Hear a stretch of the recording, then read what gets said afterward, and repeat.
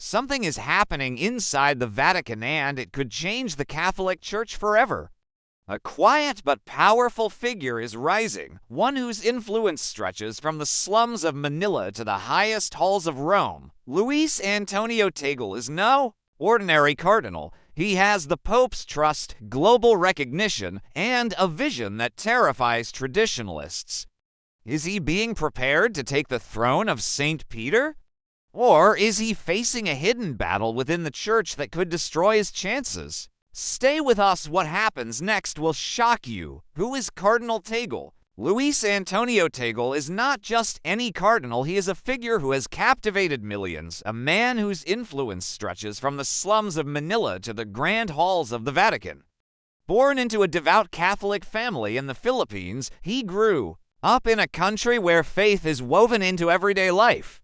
From an early age, he displayed an unusual depth of compassion and humility, traits that would later define his journey through the church. But how did a young seminarian from Southeast Asia rise to become one of the most powerful men in the Catholic Church?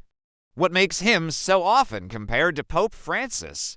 And could he, against all odds, one day sit on the throne of St. Peter? Luis Antonio Joaquim Tagle was born on June 21, 1957, in Manila, the bustling capital of the Philippines. His parents, devout Catholics, raised him in an environment where faith was not just a Sunday ritual but an essential part of daily life. He attended Jesuitron schools, where he excelled academically and developed a love for theology and philosophy. But it was not just his intellect that set him apart, it was his warmth. Even as a child, he was known for his kindness and ability to listen, a trait that would later become his signature as a church leader. At the age of 16, he entered the seminary, choosing a path that would eventually lead him to the priesthood. He was ordained in 1982, at just 25 years old, a momentous occasion, but merely the beginning of what would become an extraordinary journey. Unlike many clerics who sought prestige, Tagle seemed uninterested in power. His focus was always on the people, especially the poor, the forgotten, and those on the margins of society. His sermons were filled with emotion, sometimes even bringing him to tears, something that made him relatable to ordinary Catholics, but also raised eyebrows among more traditional figures within the church. In the 1990s, his career took a pivotal turn. He pursued further studies in theology at the Catholic University of America, where he specialized in ecclesiology, the study of the church itself. Here, he deepened his understanding of how the church could evolve in the modern world while staying true to its core mission. His academic brilliance did not go unnoticed. He was invited to join the International Theological Commission, an elite advisory body to the Vatican, personally selected by Pope John Paul II. This was a rare honor, particularly for someone so young and from outside Europe. Then, in 2001, a dramatic shift occurred. Tagle was unexpectedly appointed Bishop of Imus, a small diocese in the Philippines. Some saw this as a demotion. After all, he had been working closely with top Vatican theologians, and now he was being sent back home. But those who knew him understood that this was exactly where he wanted to be, among the people.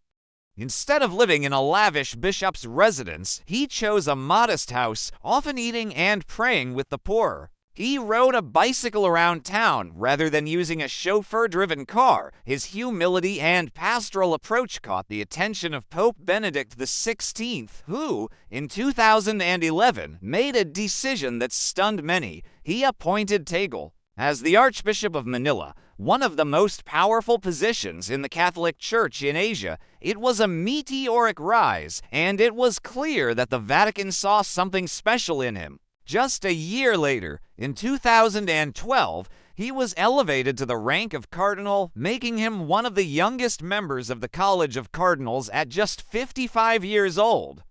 Overnight, he became one of the most influential voices in global Catholicism, but not everyone was pleased with his rise. Within the Vatican, power struggles are common, and Tagle's progressive views, particularly his emphasis on humility and inclusion, did not sit well with all factions. Some saw him as too emotional, too soft-spoken, perhaps even too much like Pope Francis. There were whispers that certain high-ranking officials preferred a shift away from Francis' vision toward a more conservative and traditional leadership.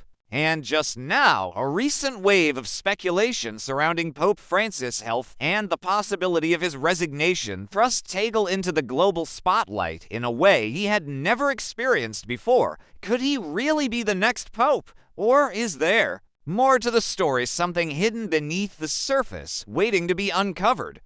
The significance of Cardinal Tagle's new appointment. The Catholic Church has been shaken by a development so unexpected, so potentially world-altering, that it has left many in disbelief. In a move that stunned Vatican insiders, Pope Francis recently appointed Cardinal Luis Antonio Tagle as his special envoy to the National Eucharistic Congress in the United States. This is not just another routine assignment. This is a public and deliberate show of trust and unmistakable signal that Pope Francis sees Tagle as one of his closest and most capable leaders. But why this appointment? Why now? And could this seemingly simple decision be the clearest indication yet that Tagle is being positioned for something far greater? The National Eucharistic Congress, set to take place in July of 2024, is a historic gathering of Catholics in the United States centered on deepening faith and fostering a renewed commitment to the Church's mission. It is the largest event of its kind in decades, and the fact that Pope Francis chose Tagle above all others to represent him has led to intense speculation.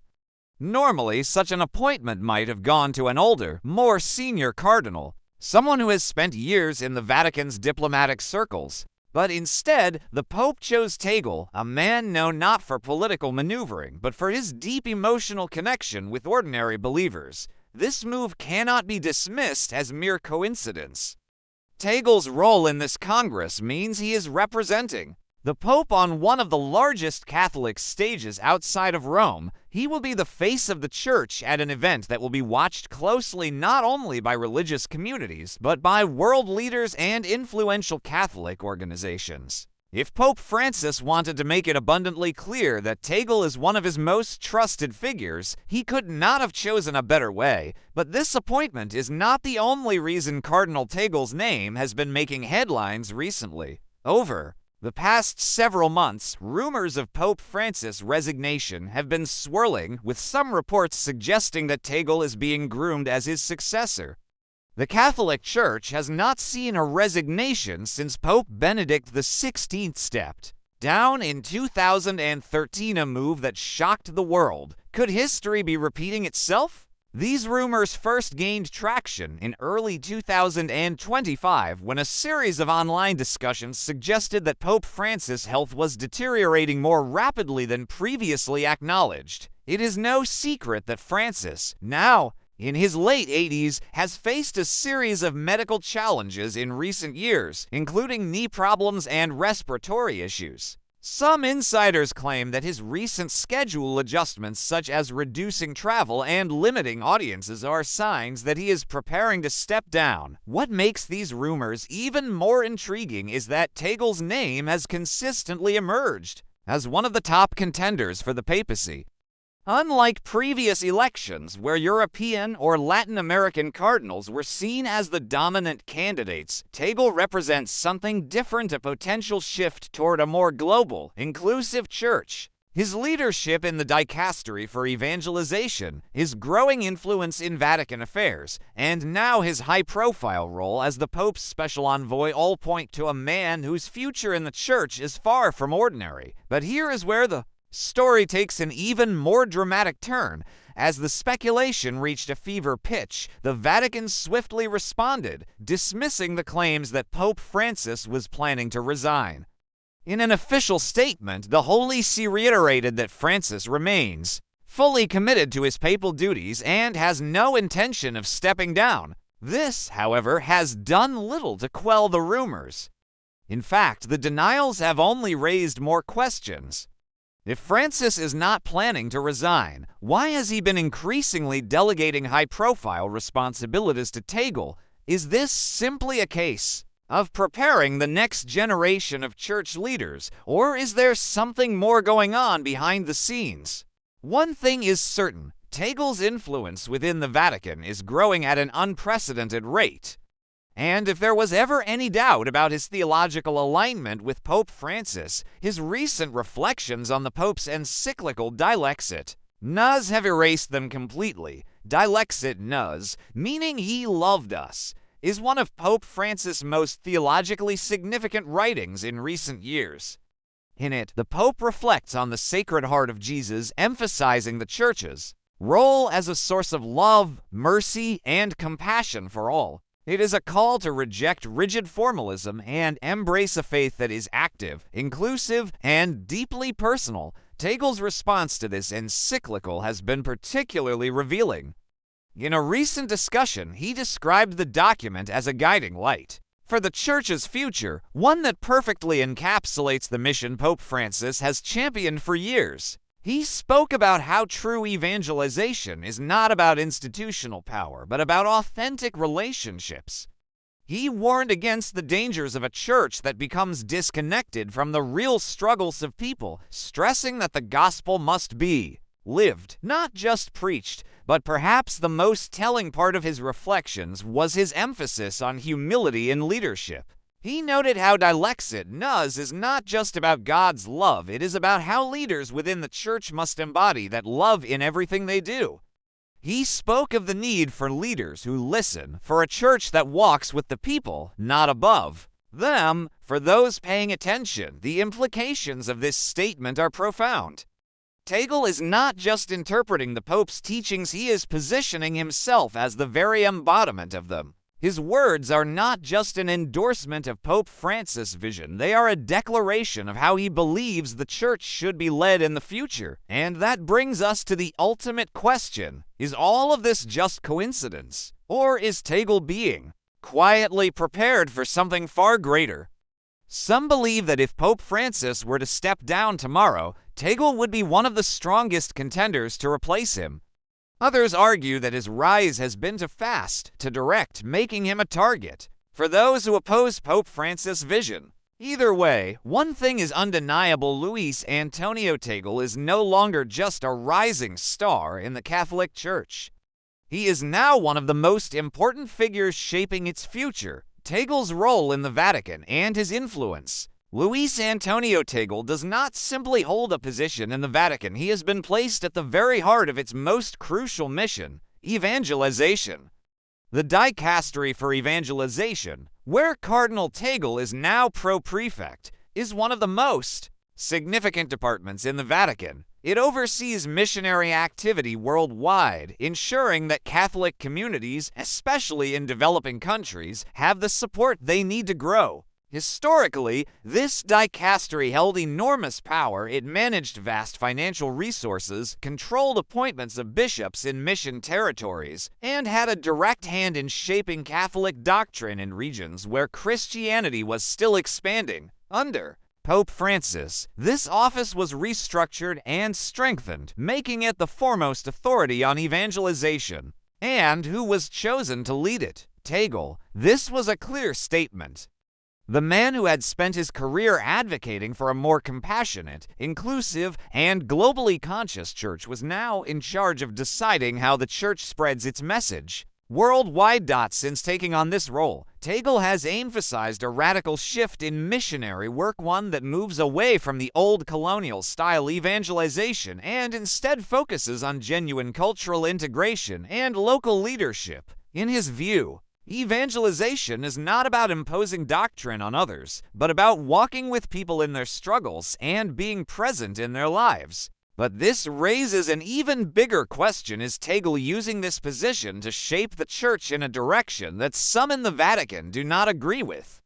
There are powerful factions within the Catholic Church. On one side, there is a growing movement led by Pope Francis and figures like Tagle that believes the church must modernize, embrace inclusivity, and respond to the real-world issues people face today. This means a stronger stance on economic justice, environmental responsibility, and interfaith cooperation.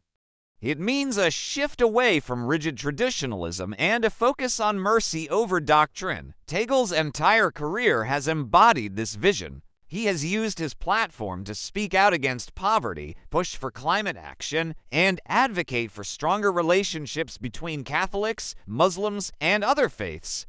His speeches are filled with a call for a church that is with the people, not above them. His leadership style is deeply pastoral. He is the kind of cardinal who sits on the floor with refugees, eats with the homeless, and weeps openly when speaking about injustice. And yet, this very approach has made him a controversial figure in certain Vatican circles. There is another faction within the Church, one that believes in preserving tradition, maintaining doctrinal rigidity, and ensuring that the Church does not become too political in its engagement with global issues. This faction, largely made up of conservative cardinals from Europe and parts of the United States, has been vocal in its opposition to what they see as an overreach by Pope Francis and his allies. For them, Tagle is not just a rising figure, he is a direct threat to their vision of the Church. The tensions between these groups are not new, but they have become more visible in recent years, particularly with speculation about Pope Francis' eventual successor. If the Church were to elect a leader aligned with Tagle and Francis, it would solidify a transformation that some conservatives fear is irreversible. But if the next pope were to come from the more traditionalist wing of the Church, it could mean a sharp reversal of the progressive policies that Francis and Tagle have championed. And so, the battle over the future of the Catholic Church is deeply political. And Tagle is right at the center of it. But here is where things take an even more interesting turn. Despite his growing influence, Tagle does not play the typical political games of Vatican power struggles. He is not known for forming strategic alliances or maneuvering behind the scenes. Instead, he continues to lead with the same humility and simplicity that have defined his entire career, and yet his rise has been unstoppable.